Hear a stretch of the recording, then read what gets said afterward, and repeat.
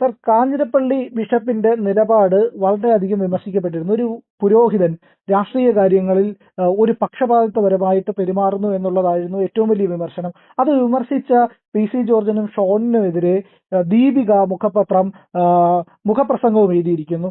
ശരിക്കും വിഷലിപ്തമായ രീതിയിൽ സഭാ നേതൃത്വം മാറിക്കൊണ്ടിരിക്കുകയല്ലേ? ഈ കത്തോലിക്ക സഭയുടെ പ്രത്യേകത, പ്രത്യേകിച്ച് ക്രിസ്ത്യാനി എന്ന് പറയുന്ന ക്രൈസ്തവ മതത്തിന്റെ പ്രത്യേകത അവരുടെ അസഹിഷ്ണുത ആറ്റിറ്റ്യൂഡാണ്. അവർക്ക് സത്യം പറയുന്നവരെ അവർക്ക് ഇഷ്ടമല്ല. സത്യം പറയുന്നവരെ അവർക്ക് ഇഷ്ടമല്ല എന്ന് മാത്രമല്ല, അവരെ കണ്ടുവാനും അധിക്ഷേപിക്കുകയും ചെയ്യും. ഉദാഹരണത്തിന് ചരിത്രം പരിശോധിച്ചാൽ നമുക്കൊരു കാര്യം മനസ്സിലാവും. ഗലീലിയോ എന്ന് പറയുന്ന ശാസ്ത്രജ്ഞനെയും കോപ്പർനിക്കസ് എന്ന് പറയുന്ന ശാസ്ത്രജ്ഞനെയും അവരെത്രമാത്രം അപമാനിച്ചിട്ടുണ്ട് എന്നറിയാമോ? ഈ ഭൂമിയാണ് സൂര്യനെ വലം വെക്കുന്നതെന്നും സൂര്യൻ പ്രപഞ്ചത്തിന്റെ മധ്യത്തിൽ ചലിക്കാതെ നിൽക്കുന്നുവെന്നും ആണ് ഈ ഗലീലിയോയും കോപ്പർനിക്കസും അവരുടെ പുസ്തകങ്ങളിൽ എഴുതിയത്.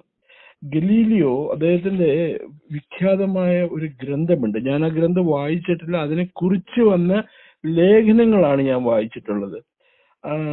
അതിനകത്ത് അദ്ദേഹം പറയുന്നുണ്ട്, അദ്ദേഹത്തിന്റെ ഗവേഷണ റിസൾട്ടിന്റെ ഫലമായിട്ടാണ് അദ്ദേഹം ആ പുസ്തകത്തിനകത്ത് പറയുന്നത് സൂര്യൻ പ്രപഞ്ചത്തില് ചലിക്കാതെ നിൽക്കുന്നു, ഭൂമിയാണ് ഇങ്ങനെ 24 മണിക്കൂറും സൂര്യനെ ചുറ്റിത്തിരിഞ്ഞുകൊണ്ട് നിൽക്കുന്നതെന്ന്. അതുകൊണ്ട് എന്ത് പറ്റിയെന്ന് വെച്ചാല് അയാളുടെ പുസ്തകം വായിക്കുന്നത്, ഗലീലിയോയുടെ പുസ്തകങ്ങളും രചനകളും വായിക്കുന്നതും അതുപോലെ കോപ്പർനിക്കസിന്റെ പുസ്തകങ്ങൾ വായിക്കുന്നതും വിലക്കിക്കൊണ്ട് ഉത്തരവ് പുറപ്പെടുവിച്ചു. ഒരു നിരോധന കൽപ്പനയുണ്ടായിരുന്നു. അത് പ്രകാരം കോപ്പർനിക്കസ്, കെപ്ലർ, ഗലീലിയോ അങ്ങനെയുള്ള ശാസ്ത്രജ്ഞന്മാരുടെ ഗ്രന്ഥങ്ങൾ വായിക്കുന്നവർക്ക് പരലോകത്തിൽ നരകവും ഇഹലോകത്തിൽ പിഴകൾ, ജയിൽ ശിക്ഷ മുതലായവയും വിധിക്കപ്പെട്ടു. 1822 ഈ നിരോധന കൽപ്പന റദ്ദാക്കപ്പെടുകയും ജ്യോതിശാസ്ത്ര സംബന്ധിയായ ഗ്രന്ഥങ്ങൾ വായിക്കാനായിട്ട് കത്തോലിക്കർക്ക് അനുവാദം നൽകുകയും ചെയ്തത്. പക്ഷെ അന്നും ഈ നിരോധനം നിലനിൽക്കുമ്പോഴും ഇവരെ ഇത്രമാത്രം ഉപദ്രവിച്ചുകൊണ്ടിരുന്നപ്പോഴും ഈ ശാസ്ത്രജ്ഞരെ അത് ഈ നാട്ടിൽ നടന്നത് എന്താ? സർവശക്തമായ കത്തോലിക്ക പള്ളിയുടെ വിരോധ കൽപ്പനയെ വകവയ്ക്കാതെ ഭൂമി സൂര്യന് ചുറ്റും ചലിച്ചുകൊണ്ടിരുന്നു എന്നാണ് കമ്മ്യൂണിസ്റ്റ് താത്വിക ആചാര്യനായ, യഥാർത്ഥ താത്വിക ആചാര്യനായ K. ദാമോദരൻ എഴുതിയത്. അപ്പൊ അന്ന് തൊട്ട് അവർക്ക് അസഹിഷ്ണുതയുടെ പാരമ്യതയിൽ നിൽക്കുന്ന ആൾക്കാരാണ് കത്തോലിക്ക സഭ. അവര് രാജ്യകാര്യങ്ങളിലെല്ലാം ഇടപെടും. അവരുടെ ഈ പിതാക്കന്മാരും ബിഷപ്പുമാരും കർദിനാൾമാരും പറഞ്ഞ രീതിയിൽ രാജാക്കന്മാർക്ക് ഭരിക്കാൻ പറ്റുകയുള്ളൂ. അത് തെറ്റിച്ച് നടക്കുന്നവരെ അവരെ നിഷ്കാസനം ചെയ്യും രാജ്യത്ത് നിന്ന്. അതായിരുന്നു അവര് പറയുന്നത്. അതിനകത്ത് പണ്ടൊരു പഴയ ഒരു പുസ്തകമുണ്ട്, A.L. മോർട്ടൺ എന്ന് പറഞ്ഞ ഒരു വ്യക്തി എഴുതിയിട്ടുള്ള പുസ്തകമുണ്ട്, പീപ്പിൾസ് ഹിസ്റ്ററി ഓഫ് ഇംഗ്ലണ്ട്. അവര് എന്താ വിവരിച്ചിരിക്കണേ? നിലം സമ്പാദിക്കാൻ വേണ്ടി പള്ളികൾ നരകഭീഷണി മുതൽ തനി കള്ളരേഖയുണ്ടാക്കൽ വരെയുള്ള എല്ലാത്തരം സൂത്രപ്പണികളും വഞ്ചനയും ഉപയോഗിച്ചു. അങ്ങനെ പണ വ്യവസ്ഥയ്ക്ക് തന്നെ ഒരു ദൗർബല്യമായി തീരുമാറ് പള്ളിവക നിലങ്ങൾ അത്രയ്ക്ക് വിപുലമായി തീർന്നു. മറ്റുള്ള ജനവിഭാഗങ്ങൾക്കും ഇത് കാരണം വലിയ വിഷമമുണ്ടായി. പള്ളിവക നിലങ്ങൾക്ക് നികുതിയും സൈനിക സേവനത്തിനുള്ള ബാധ്യതകളും കുറവായിരുന്നു. ഇതുകൊണ്ടുളവാകുന്ന കമ്മി നികത്താൻ കൃഷിക്കാർ കൂടുതൽ ഭാരം ചുമക്കേണ്ടി വന്നു. പള്ളികളുടെ സ്ഥാപിത താല്പര്യങ്ങളോടൊപ്പം കൃഷിക്കാരുടെ മേലുള്ള മർദ്ദനങ്ങളും വർദ്ധിച്ചുകൊണ്ടുവന്നു.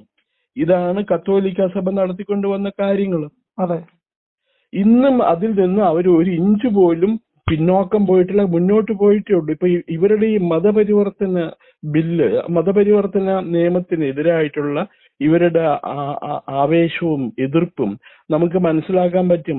അവര് നുണ പറഞ്ഞിട്ടാണ് സർവൈവ് ചെയ്യണത്. മതപരിവർത്തനത്തിന് നമുക്കൊരു സ്വാതന്ത്ര്യവും നൽകിയിട്ടില്ല ഭരണഘടന.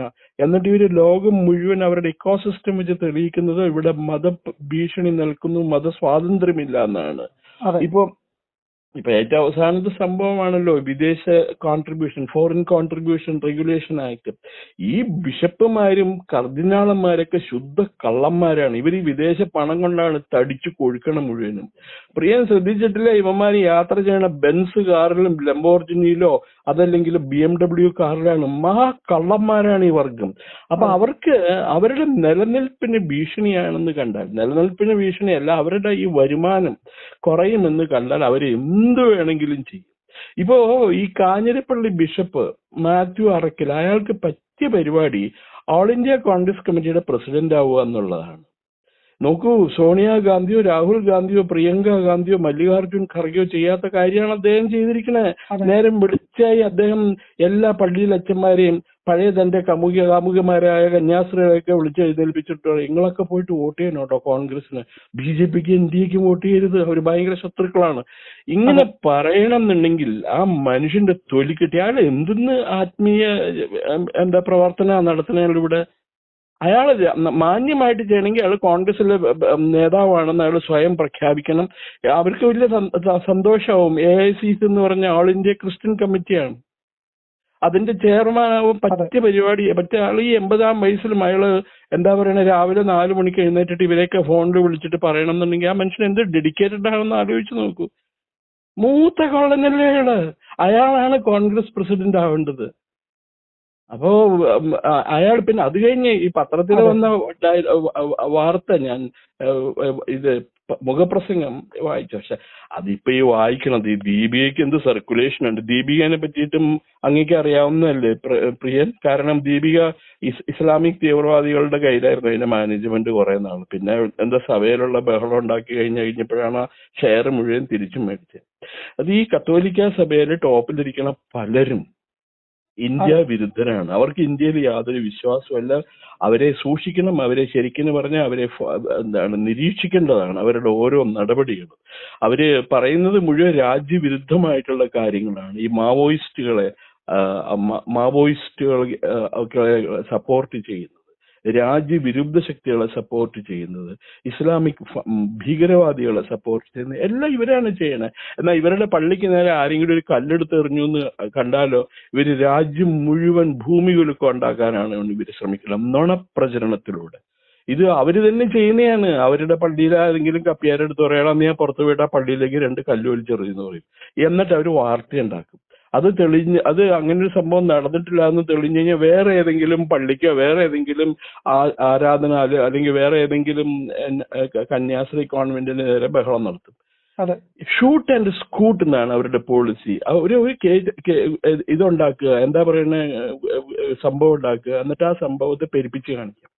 അതിന്റെ മറ്റൊരു വകഭേദമാണ് അവര് ഈ കവലച്ചട്ടമ്പി എന്നൊക്കെ പറയുന്ന വാക്കുകൾ അവരുടെ പത്രത്തിൽ ഉപയോഗിക്കുന്നത്. അവർക്ക് കവലച്ചട്ടമ്പികളാണല്ലോ. കത്തോലിക്ക സഭയുടെ പള്ളിയിലെ കിങ്കരന്മാർ മുഴുവനും കവലച്ചട്ടമ്പികളാണ്. ശബരിമലയ്ക്ക് തീവച്ച കേസ് അവരല്ലേ കത്തോലിക്ക സഭ ഭൂമി പിടിക്കാൻ നടക്കണവന്മാരല്ലേ നടന്നത്. അതുകൊണ്ടല്ലേ അതിന്റെ രഹസ്യം മുഴുവൻ പുറത്തുവിടാത്തത്. അവരുടെ പേര് മുഴുവൻ കത്തോലിക്ക സഭയിലെ ആൾക്കാരാണ്, ശബരിമലയ്ക്ക് തീവച്ച ആൾക്കാര്. ഇതെന്നും ഒരു ബ്ലോട്ട് പോലെ അവരെ പിന്തുടർന്നുകൊണ്ടേയിരിക്കും. അതുപോലെ ഒരു കത്തോലിക്ക അച്ഛനല്ലേ ഒരു മറിയക്കുട്ടി എന്ന് പറഞ്ഞ പെണ്ണിനെ തല്ലിക്കൊന്ന് മോന്തയ്ക്ക് ഇടിച്ച് പരപ്പാക്കി ഒരു പുഴയുടെ തീരത്തിട്ടേച്ച് പോയ ബെനഡിക്ട് ഓണംകുളം, അയാളെ നാളെ ചത്തുപോയി.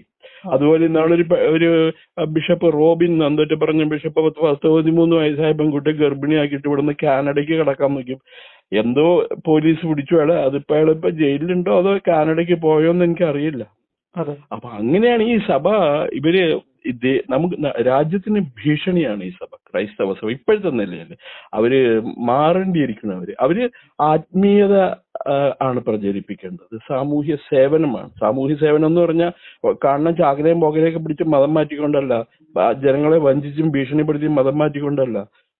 യഥാർത്ഥ സേവനമാണ് അവർ ചെയ്യേണ്ടത്. എത്രയോ കത്തോലിക്കര്, എത്രയോ ക്രൈസ്തവ സഭാംഗങ്ങള് ദുരിതം അനുഭവിക്കുന്നു, അവരെയൊക്കെ സഹായിക്കണം. ഇവരുടെ കള്ളത്തരം അറിയാൻ പാടില്ലേ? പള്ളിയിലെ അച്ഛന്മാരും ബിഷപ്പൊക്കെ പണ്ട് പറഞ്ഞ് ഓരോ ക്രൈസ്തവ ദമ്പതികളും മിനിമം 12 കുട്ടികളെ ഉൽപ്പാദിപ്പിക്കണം. 3 കുട്ടികൾക്ക് ശേഷം ഉണ്ടാവുന്ന കുട്ടികളുടെയൊക്കെ ചുമതല ചർച്ച ഏറ്റെടുക്കും. പള്ളിക്കുട്ടന്മാർ എന്നായിരിക്കും അവർ അറിയപ്പെടുക എന്നാണ് പറഞ്ഞത് അവര്. അതെ ആ കള്ളന്മാരല്ലേ ഇപ്പൊ അടുപ്പിക്കാൻ കൊള്ളാത്ത വർഗ്ഗമാണ് ഇവര്. അയ്യോ ഭയങ്കര അപകടകാരികളാണ്. Dangerous, they are more dangerous than cancer. അതെ. ഈ ഈ സഭാ ഇന്ത്യൻ നേതൃത്വം വളരെ സമൂഹത്തിൽ അപകടകരമായി മാറിക്കൊണ്ടിരിക്കുകയാണ്. പിന്നെ അവന്മാര് പറയും യേശുവിന്റെ പ്രിൻസിപ്പിൾസ് ഫോളോ ചെയ്യുന്ന ഈ പള്ളിയിൽ അച്ഛന്മാര് താമസിക്കുന്ന അരമനയിലാണ്. മനസ്സിലായല്ലേ? അതെ അരമന എന്ന് പറഞ്ഞാൽ രാജകൊട്ടാരം, അതെ പാലസ്, ബിഷപ്സ് പാലസ് എന്നാണ് അറിയപ്പെടുന്നത് അവന്മാര് താമസിക്കുന്നിടത്ത്. അതെ arch bishops palace. Arch bishop എന്ന് പറഞ്ഞാൽ വളഞ്ഞു നിൽക്കുന്ന ബിഷപ്പ് എന്നായിരിക്കും സാധാരണഗതിയിൽ നമ്മൾ വിചാരിക്കുന്നത്. അപ്പൊ ഈ മാത്യു മാർ അറക്കൽ, മാർ എന്ന് പറഞ്ഞാൽ മാറിന് സേക്രഡ് എന്നൊരു അർത്ഥമുണ്ട്. അതേപോലെ തന്നെ ശല്യപ്പെടുത്തുന്ന അല്ലെങ്കിൽ ദുഷ്കൃത്യം ചെയ്യുന്ന അല്ലെങ്കിൽ നശിപ്പിക്കുന്ന എന്നുള്ള അർത്ഥവും കൂടിയുണ്ട്. അത് നമ്മൾ മറക്കരുത്. മാർ മാത്യു അറക്കൽ എന്ന് പറഞ്ഞാൽ മാത്യു അറക്കല് നാട്ടുകാരെ ശല്യപ്പെടുത്തും, നാട്ടുകാരെ നശിപ്പിക്കാൻ വേണ്ടി നിൽക്കണയാണെന്നാണ് അർത്ഥം. 80 വയസ്സായി. ഇതിനെയൊക്കെ പിടിച്ച് എവിടെയെങ്കിലും കൊണ്ട് പൂട്ടിയിടുക, അതിൽ AICC പ്രസിഡന്റ് ആക്കുക, അങ്ങനെ എന്തെങ്കിലും ചെയ്യാ വേണ്ടത് ശരിക്കും പറഞ്ഞാൽ. ഇങ്ങനെ രാഷ്ട്രീയത്തിലേക്ക് നഗ്നമായിട്ട് ഇടപെടുകയും അത് കഴിഞ്ഞിട്ട് ഈ മറ്റേ മാന്യമായിട്ട് രാഷ്ട്രീയ പ്രവർത്തനം നടത്തുന്നവരെ കവലച്ചട്ടമ്പി എന്ന് വിളിക്കുകയൊക്കെ ചെയ്യണം. ശുദ്ധ ഭോഷ്ക്ക്, ശുദ്ധ അസംബന്ധമല്ലേ ശരിക്കും. അതെ